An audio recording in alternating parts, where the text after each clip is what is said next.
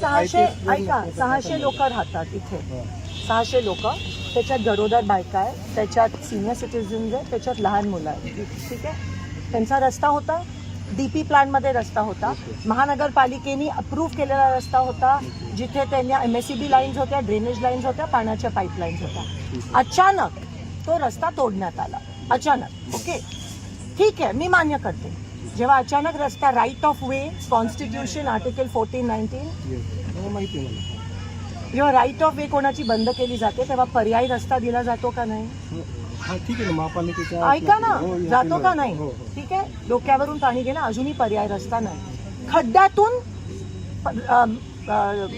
करत होते, बाहेर येत होते, आता ते पण ब्लॉक केलं. आता जसे तुम्ही आलात तसं रात्री त्या माईला लेबर पेन सुरू झाले तर तिला असं जावं लागणार आहे. बरोबर आहे. मग ते एक मिनिट,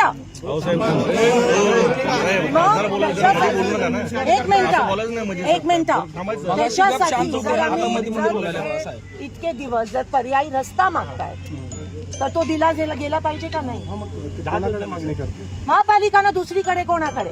दुसरी गोष्ट, हे काम जोपर्यंत रस्ता होत नाही तोपर्यंत थांबायला पाहिजे. कारण काल रात्री मी इथे आलेली, ऐका, रात्री मी इथे आली, आज सकाळी अजून खोदून ठेवलंय. हे सिनियर सिटीजन फ्रॅक्चर ह्या बायका आहेत, लागलेलं आहे, पडलो आम्ही 2-3 मला काय मागून रस्ता पाहिजे काय? बघा रस्ता कुठे पर्यायी पाहिजे. एक मिनिट. एक पहिली गोष्ट तर हे पोलिसांच्या अखत्यारीत येत नाही, हे महानगरपालिका आयुक्त इकडे आला पाहिजे होता, लोकप्रतिनिधी आयुक्त, हे इक्वेशन आहे. आम्ही ज्युनियर ऑफिसरशी 2 वाजल्यापासून बोलतोय, तुमची लोक सहकार्य करतायत. आता रस्ता रोको आम्हाला नाईलाजाने लोकशाहीचा भाग आहे आंदोलन करणं.